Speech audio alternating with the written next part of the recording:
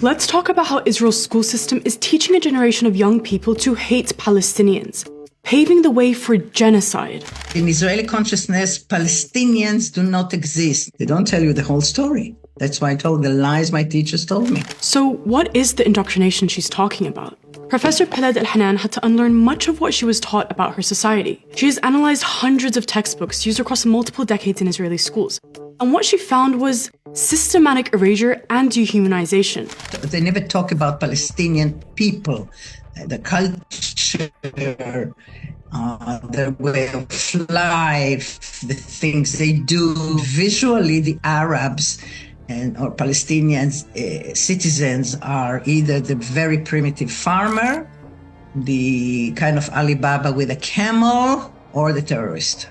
You don't see any photograph of a Palestinian or Arab human being like us.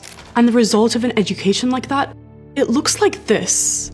I just think we need to kill them, every one of them, and that's it. The least we can do is just kick them out of our land, because this is our home, this is our land, and we deserve it. Israel is a nuclear empire, really, and its army is one of the strongest in the world. Somehow does not filters in to this mentality of victimhood. We are the victims, we are small, we are weak, we must be protected. And Professor Peled Al-Hanan says that Israel teaches children that the threat of another Holocaust is real and immediate. Palestinian resistance is then often portrayed as a continuation of Nazi hatred. They teach them that what happened to the Jews in the Holocaust was because they didn't have a state and an army.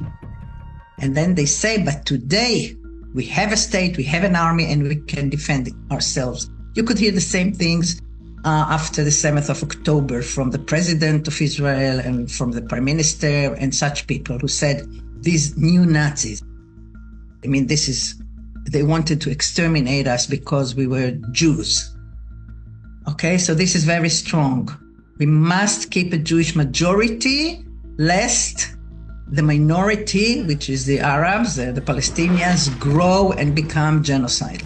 Israeli children as young as 10 in the 4th and 5th grades even received firearms training with M16 rifles during summer camp, located in illegal settlements in the occupied West Bank. There's no universal point of view that's saying, let's stop killing. The idea is that if we don't kill them, they will come and kill us. So we have to not let them. We have to control them, we have to distance them, we have to confine them, and we have to eliminate them if there's a need for that. All colonialist states described the colonized in a racist way, as if they were a race of primitive, vile, and really superfluous people. Who needs them? Unnecessary. By reinforcing the fear of another Holocaust, Peled Al-Hanan says that Israel is able to teach children that violence is not just acceptable, but necessary. The basic assumption that we have a historical and natural right on the land is very strong. It is it's very, very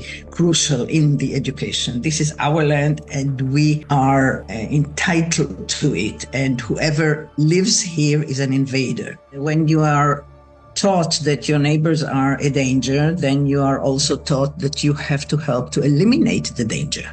Israeli children spend over 12 years in an education system that Professor Peled Al-Hanan says prepares young Israelis for their compulsory military service. And this we see in the confessions of soldiers in the organization Breaking the Silence, where soldiers confess about what they did until they had this crisis of consciousness.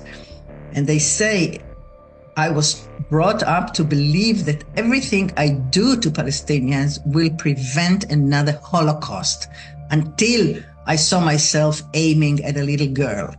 And then suddenly I realized something was wrong. And so this indoctrination leads to not just hate speech from politicians, but to the routine killing of Palestinians. Until that killing becomes so routine that Israel commits genocide.